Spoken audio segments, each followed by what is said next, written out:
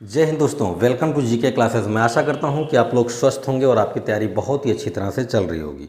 अगर आप BEd entrance exam की तैयारी कर रहे हैं तो आज की क्लास में आपका बहुत बहुत स्वागत है। दोस्तों, आज की जो क्लास चलेगी वो आपकी सामान्य अभियोगिता यानी कि जनरल एप्टीट्यूड की क्लास चलेगी और इस क्लास के अंदर हम लोग बात करेंगे कोडिंग डिकोडिंग टेस्ट के बारे में। दोस्तों, मैंने आपको शुरू में बताया था कि कोडिंग डिकोडिंग टेस्ट में हमारे एग्ज़ाम में 14 प्रकार के प्रश्न पूछे जाते हैं। चाहे आप बीएड एंट्रेंस एग्ज़ाम की तैयारी कर रहे हैं या किसी भी कॉम्पिटिटिव एग्ज़ाम की तैयारी कर रहे हैं, कोडिंग डिकोडिंग टेस्ट वाले चैप्टर से कुल 14 प्रकार के प्रश्न बनते हैं। अभी तक मैंने आपको 9 प्रकार के प्रश्नों के बारे में बता दिया है कि कैसे क्वेश्चन आते हैं। हर टाइप के बारे में मैं डिटेल में बताता हूँ, जो भी ट्रिक होता है ट्रिक को समझाता हूँ, उस ट्रिक को अप्लाई करना सिखाता हूँ। मैंने अभी तक आपको 9 प्रकार के प्रश्नों के बारे में बता दिया है। तो आज की क्लास में हम लोग बात करेंगे 10वें प्रकार के प्रश्नों के बारे में, यानी कि टाइप नंबर 10 के बारे में।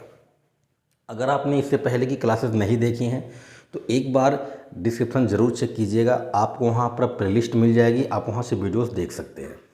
दोस्तों, हिंदी की क्लास हो गई, जीके जीएस की क्लास हो गई, मैथ की क्लास हो गई, साइंस की क्लास हो गई, फिजिक्स की क्लास हो गई, जनरल एप्टीट्यूड की क्लास हो गई, ये क्लासेस रेगुलर चल रही हैं। तो अगर आपने चैनल को सब्सक्राइब नहीं किया तो कर लीजिए, बेल आइकन को प्रेस कर दीजिए ताकि आपको रोज़ नई नई वीडियोस मिलती रहें। अगर आप क्लास से जुड़ गए हैं तो क्लास को लाइक कीजिए, अपने दोस्तों में शेयर ज़रूर कीजिए। आप क्लास को देख लेते हो, वीडियो देख लेते हो, आप शेयर नहीं करते हो, तो शेयर करना है आपको, ज़्यादा से ज़्यादा लोगों को जोड़ना है ताकि हमारा भी मनोबल बढ़ता रहे और हम मेहनत से काम कर पाएँ। तो अगर आपने क्लास ज्वाइन किया तो लाइक कीजिए, अपने दोस्तों में शेयर कर दीजिए। आइए बिना देर किए आज की क्लास को शुरू करते हैं और टाइप नंबर 10 के बारे में बात करते हैं। ठीक है, तो आओ शुरू करते हैं। क्वेश्चन नंबर 1 कह रहा है कि यदि ओरल को 3196 लिखा जाता है और रिटन को क्या लिखेंगे आप? अगर ओरल को आप 3196 लिखते हैं तो आप रिटन को क्या लिखेंगे? ठीक है, तो बहुत ही सिंपल कॉन्सेप्ट होता है। बस आपको क्या करना है, आपको कोड पता करना है ना। अगर आपको ये पता चल जाए कि किस पैटर्न पे लिखा गया है तो आंसर तो निकाल ही सकते हैं। तो कुल मामला होता है पता करना कि कौन सा कनेक्शन है, कौन सा पैटर्न है। तो भैया ओरल की बात कर रहा है, ओरल को लिखा गया है क्या? 3196, यही तो लिखा गया है। ठीक है, और आपसे क्या पूछ रहा है?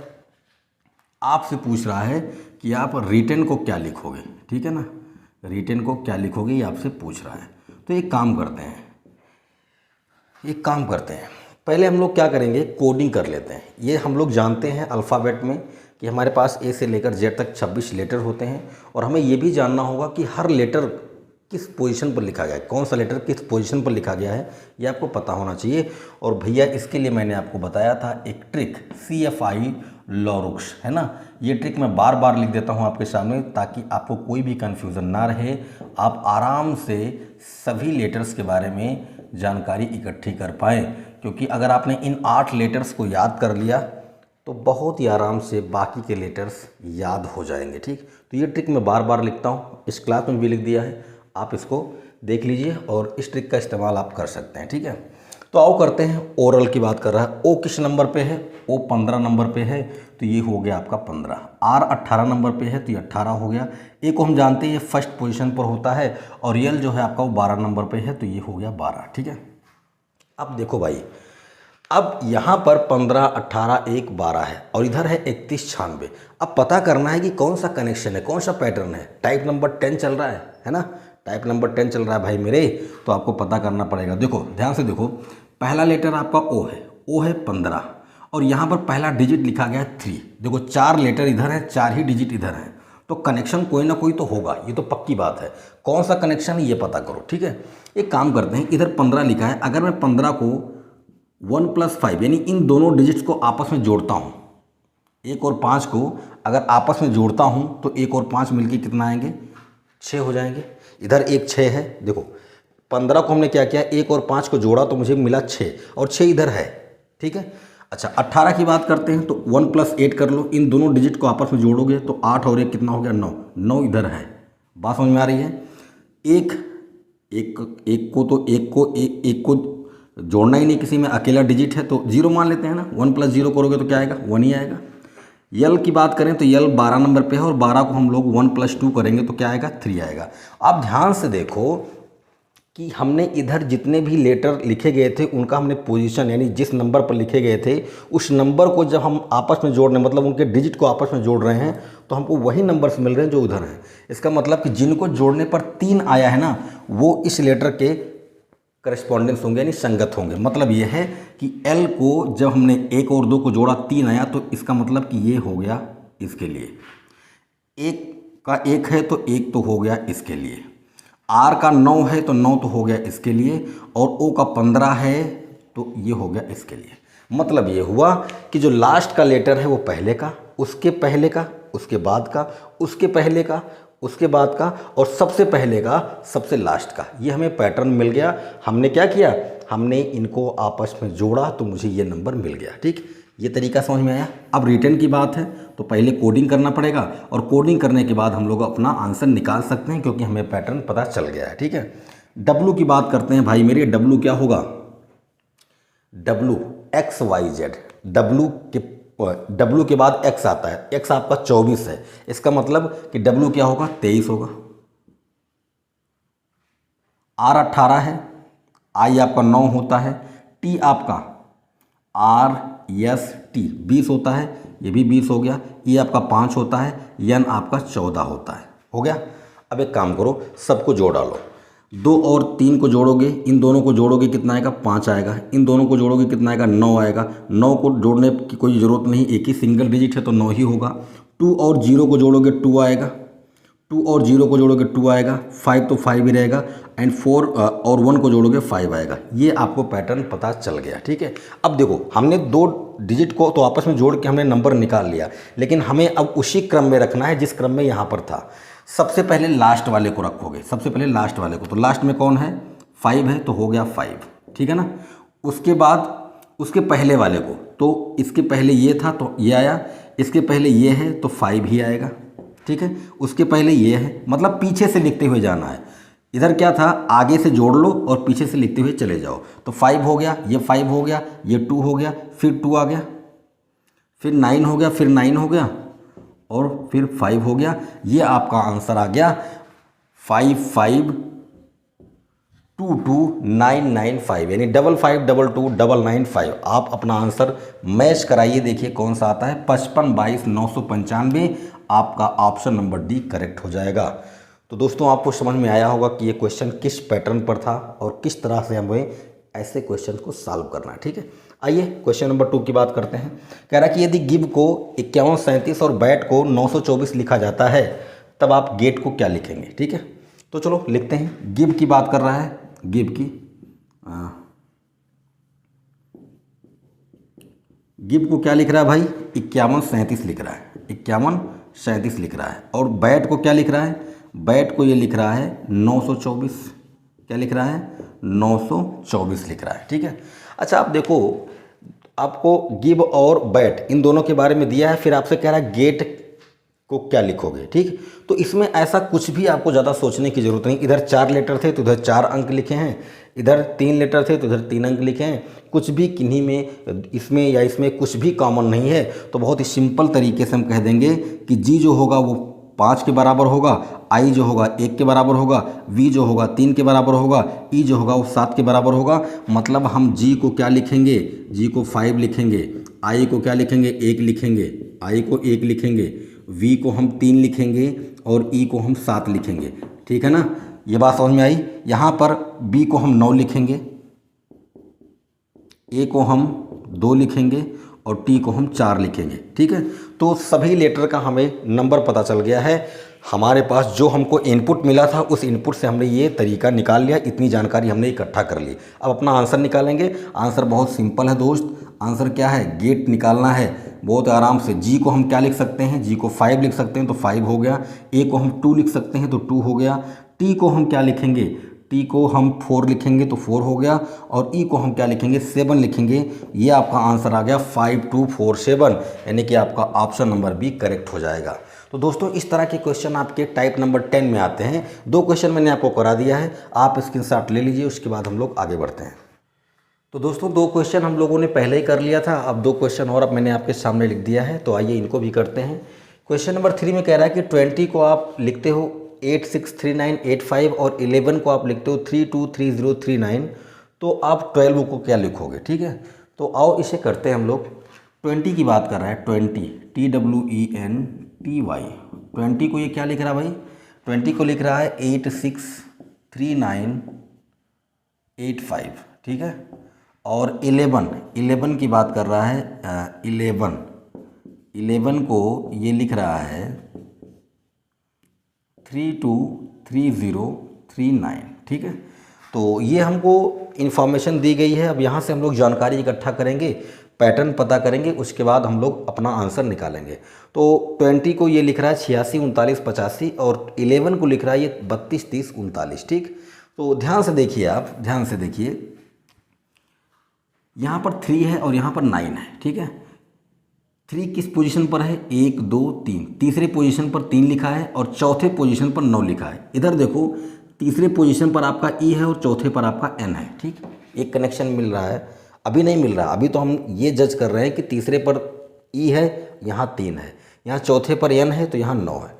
आगे देखो 11 में, यहाँ पर देखो कि यहाँ पर जिस स्थान पर ई लिखा है उसी स्थान पर 3 लिखा था, जिस स्थान पर एन लिखा है उसी स्थान पर 9 लिखा था। इस वाले में भी देखो, जिस स्थान पर ई है उसी स्थान पर 3 है, जिस स्थान पर ई है उसी स्थान पर 3 है, जिस स्थान पर ई है उसी स्थान पर 3 है और जिस स्थान पर एन है उसी स्थान पर 9 है। कहने का मतलब यह है कि 20 और 11 दोनों की अगर मैं मिला के बात करूं तो जिस स्थान पर ई है उसी स्थान पर 3 लिखा गया है, जिस स्थान पर एन है उसी स्थान पर 9 लिखा गया है। तो ये दो इक्वेशंस हमारे पास थे, इन दोनों से हमने इतना जानकारी निकाल लिया कि भैया ई की वैल्यू जो है वो 3 है और एन की वैल्यू 9 है। अगर ई की वैल्यू 3 है, एन की वैल्यू 9 है, तो बाकी के जो लेटर हैं उनकी वैल्यू भी वही होगी जिस स्थान पर जो नंबर लिखे गए हैं। मतलब यहाँ तीसरे स्थान पर ई था तो यहाँ तीसरे स्थान पर 3 है, चौथे स्थान पर एन था तो चौथे स्थान पर 9 है, यहाँ पहले स्थान पर ई था, पहले पे 3, तीसरे पर 3, यहाँ तीसरे पर 3,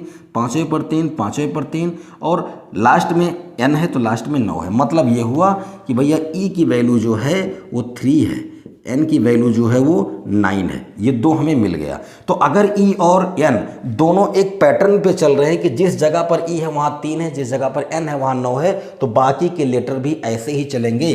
तो टी आपका पहले स्थान पर है और यहाँ पर पहले स्थान पर 8 लिखा गया है, तो टी की वैल्यू हो जाएगी 8। डब्लू की बात करें तो डब्लू की वैल्यू हो जाएगी आपकी 6, है ना। और y की बात करें, क्योंकि हम t को तो हम एक बार लिख चुके हैं और यहाँ देखो t है, यहाँ भी t है, यहाँ पर क्या है 8 है, ठीक है। तो t की वैल्यू तो 8 हो गई। और y की बात करें तो y की वैल्यू 5 है, ठीक है। यहाँ पर देखें तो e का तो हमने लिख लिया है। l की बात करें, l किस पोजीशन पर है, दूसरे पर है और l की वैल्यू क्या होगी 2 हो जाएगी। इसके बाद आप देखो v की बात करें तो v की वैल्यू क्या होगी 0 हो जाएगी, ठीक है ना। तो बाकी इन्फॉर्मेशन हमारे पास आ चुकी है।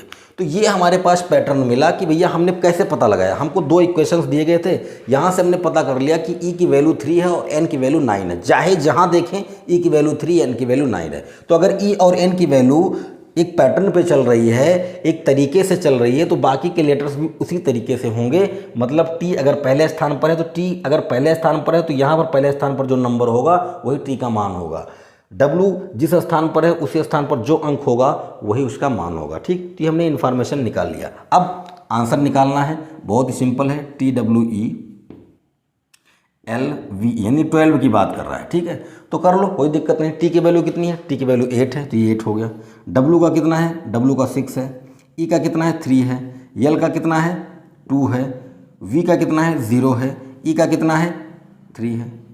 तो क्या आया 86 32 03। अब देखते हैं कौन सा ऑप्शन आपका करेक्ट है, ठीक है। तो भैया दिख रहा है आपको ऑप्शन नंबर डी 86 32 03। तो क्वेश्चन नंबर 3 का ऑप्शन नंबर डी करेक्ट हो जाएगा। कैसे आया ये मैंने आपको बता दिया, ठीक है। आओ क्वेश्चन नंबर 4 करते हैं।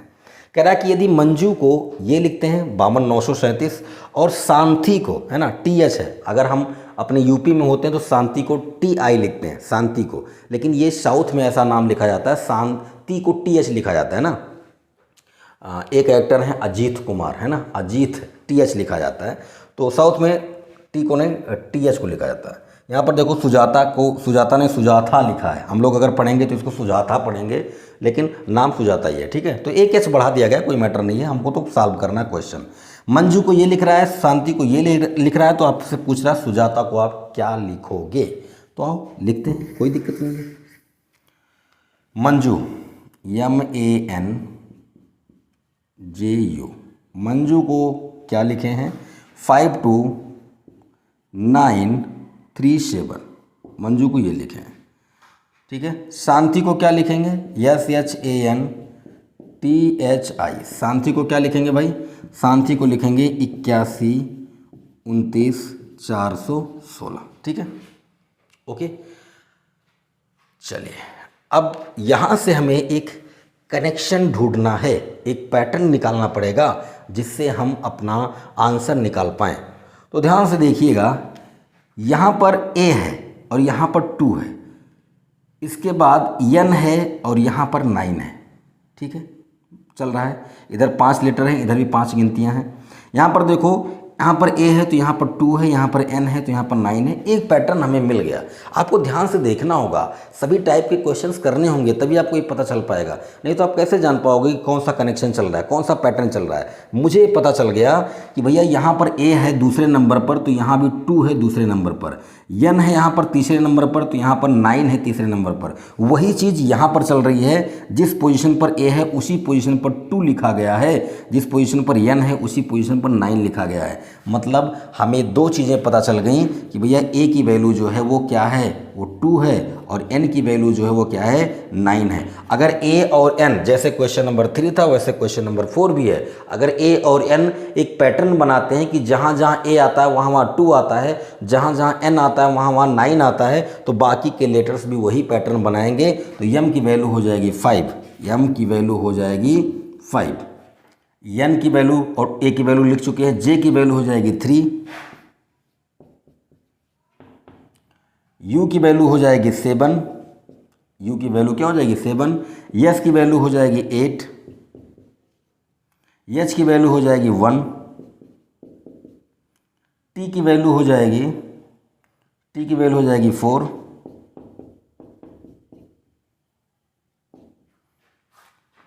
H की वैल्यू आप पहले ही 1 लिख चुके हैं, और I की वैल्यू हो जाएगी 6। यहाँ पे लिख देता हूँ, I की वैल्यू हो जाएगी 6, ठीक। तो हमने सारे लेटर्स की वैल्यू निकाल ली है। अब अपना आंसर हम आराम से निकाल सकते हैं। सुजाता को लिखना है, सुजाता में S किस नंबर, S की वैल्यू क्या है, S की वैल्यू है 8, तो इसका मतलब पहले 8 आएगा। फिर U है, U की वैल्यू कितनी है 7, तो 7 आएगा। फिर J है, J की वैल्यू क्या है 3 है, तो फिर 3 आएगा। A की वैल्यू कितनी है, A की वैल्यू 2 है तो 2 आएगा। फिर T की वैल्यू कितनी है, T की वैल्यू कितनी है 4 है तो 4 आएगा, है ना। फिर H की वैल्यू कितनी है 1 है तो 1 आएगा, और A की वैल्यू कितनी है 2 तो 2 आएगा। ये आंसर आपका आना चाहिए 87 32 412। देखो कहाँ पर है भाई, 87 32 412 ऑप्शन नंबर सी में है, यानी क्वेश्चन नंबर 4 का सही आंसर हो जाएगा ऑप्शन नंबर सी। कैसे आया ये मैंने आपको बता दिया, ठीक है। एक बार आप स्क्रीनशॉट ले लीजिए, उसके बाद हम लोग आगे बढ़ते हैं। आगे नहीं बढ़ेंगे, 4 क्वेश्चंस हो चुके हैं, तो हर टाइप में मैं 5 क्वेश्चन आपको करवाता हूँ। 4 मैं खुद करता हूँ और क्वेश्चन नंबर 5 आपके लिए छोड़ता हूँ। तो अब बारी आ गई होमवर्क की। इन दोनों क्वेश्चंस का आप स्क्रीनशॉट लीजिए, उसके बाद मैं आपको क्वेश्चन नंबर 5 देता हूँ। उस क्वेश्चन को आप सॉल्व करेंगे, सॉल्व करके अपना आंसर कमेंट करके बताएंगे। आप लोग कमेंट नहीं करते हो, इसका मतलब आप देखते नहीं हो मतलब क्वेश्चन सॉल्व नहीं करते हो। भैया सॉल्व करना तो पड़ेगा, सरकारी सीट चाहिए तो मेहनत तो करनी पड़ेगी। आप स्क्रीनशॉट लीजिए, फिर क्वेश्चन देता हूँ। तो साथियों, मैंने आपके सामने क्वेश्चन नंबर 5 लिख दिया है। क्वेश्चन नंबर 5 में कह रहा है कि अगर पुलिस को आप ये लिखते हैं, सिक्योरिटी को आप ये लिखते हैं, तो भैया सस्पेक्ट को आप क्या लिखेंगे। पुलिस है, सिक्योरिटी है, तो सस्पेक्ट भी है, और 4 ऑप्शन आपके सामने हैं। आपको अपना आंसर बताना है, क्वेश्चन को तो लगाना पड़ेगा। डू योर सेल्फ, ये क्वेश्चन मैं आपके लिए छोड़ता हूँ। इस क्वेश्चन को आप करिएगा और करने के बाद अपना आंसर कमेंट करके आपको बताना है। तो आज की क्लास को यहीं रोकता हूँ। टाइप नंबर 10 कंप्लीट हो गया है। अभी हम लोग सभी टाइप्स को देख रहे हैं, सीख रहे हैं। जब हम लोग प्रैक्टिस करेंगे ना, तो ढेर सारे प्रश्न आपके सामने आएंगे, तो बहुत मज़ा आएगा। लेकिन आपको उससे पहले सीखना होगा, सभी टाइप्स को ध्यान से देखना होगा, सीखना होगा। तो मिलते हैं अगली क्लास में। अपना ख्याल रखें, और हाँ, वीडियो को शेयर ज़रूर कीजिएगा, लाइक कर दीजिएगा, और अगर आप चैनल पर नए हैं तो सब्सक्राइब कर दीजिए, ताकि आपको रोज़ नई नई वीडियोज़ मिलें। जय हिंद।